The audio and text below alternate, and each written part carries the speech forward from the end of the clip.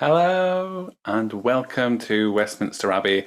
My name is Aaron. This is the third of our 4 story building videos, and today we're thinking about journeys. Now, the Abbey is full of travellers, and I'm sure that you've seen this view of the Abbey before, but we're going to be looking behind the Abbey to another church called St Margaret's Church. It's a 500-year-old Tudor building. Inside is this memorial to a man called Olaudah Equiano. Here he is on the front cover of a book. Now, today's story takes place in a very dark time in world history. It takes place on the backdrop of the transatlantic slave trade. And Olaudah's story might just give us a glimmer of hope in that darkness. The story starts in Africa, in a place now called Nigeria, under a bright yellow sun. 2 children, Olaudah and his sister, are playing happily when they are kidnapped. They're separated and Olaudah is left all alone. He's put on a ship, given a new name, and taken across the ocean, far away from his family and everyone that he knows and loves. He's bought and sold, given a new name. He's bought by a naval captain who calls him Gustavus Vassa. Olaudah doesn't like that name, but he has to have it. Being enslaved means you don't get choices. You have to work hard for no reward, and there's no time for fun. Under the naval captain, Olaudah becomes a brilliant sailor. He has to fight in battles even as a young boy. He learns other skills though, like being a hairdresser. The naval captain says that he likes Olaudah and he wants to send him to London with the promise of freedom. On the journey to London, Olaudah sees men talking to books, and they tell him that the books talk back to them. They tell them stories and give them information. Olaudah picks up the book and talks to it, but the book doesn't talk back. Olaudah had never had to read or write before, but when he arrives in London, we already know that he's very good at learning new skills, so he learns to read and write really quickly. Also in London, he visits that church that we saw before, St Margaret's Church, and he's christened here, and that's why that plaque was there. But despite this promise of freedom, the naval captain sells Olaudah, and he is travelled to Montserrat and bought by a man called Robert King. Mr. King tells Olaudah he will be free if he can earn enough money to buy his freedom, and he puts Olaudah in charge of all of his businesses. Olaudah takes this rare opportunity that he might have to buy his freedom. I wonder if he believes Mr. King. For enslaved people, the opportunity to buy their freedom was very, very rare. So Olaudah worked very, very hard, and he managed within 1 year to get all that money. And Mr. King did honour that agreement and did free Olaudah. He even asked Olaudah to stay and be his business partner, but Olaudah had other ideas. He wanted to return to London and live a free life like the Africans he'd seen there.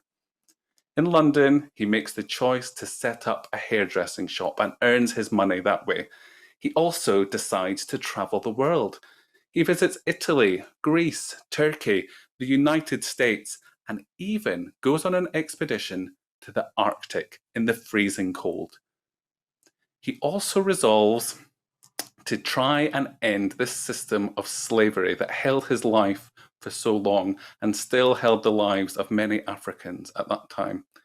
With his friends, he starts a group called the Sons of Africa, and they began to share their stories with powerful people in England.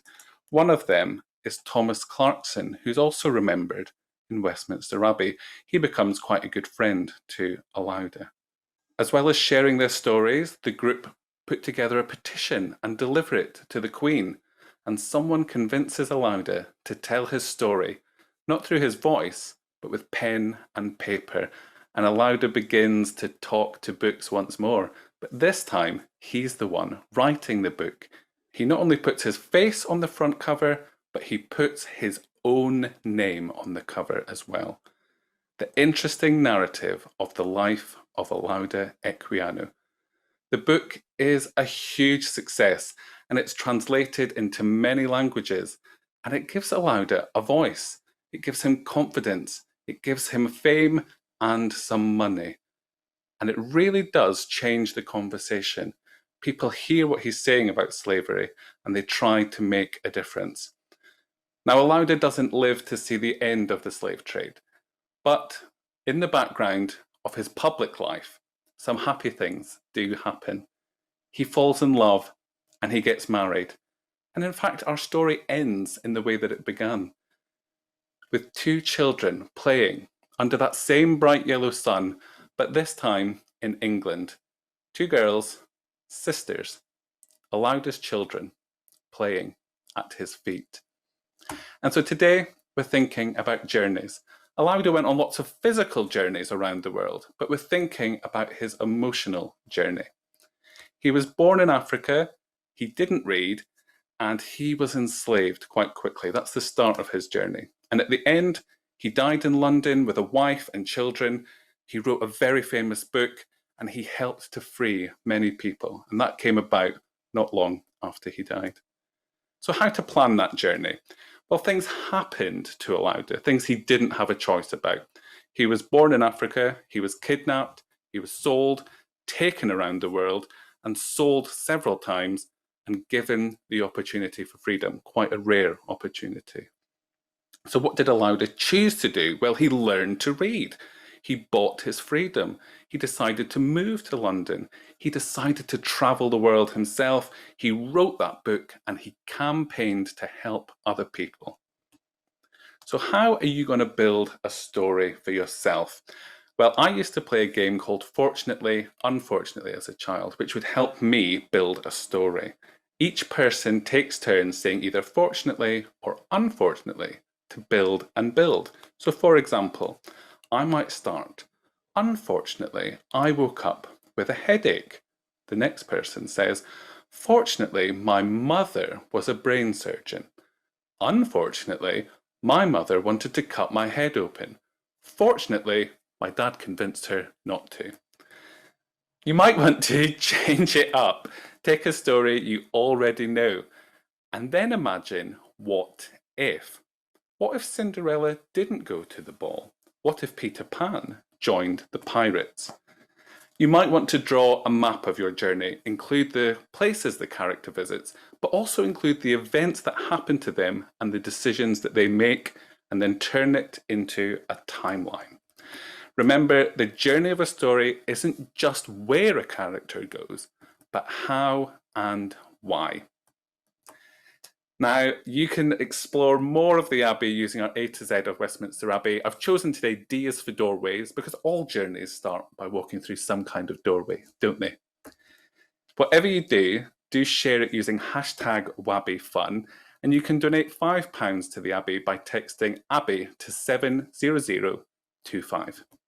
Thanks for joining us, and we'll see you next week for our final instalment of our story building videos, Thinking About Events. Bye-bye.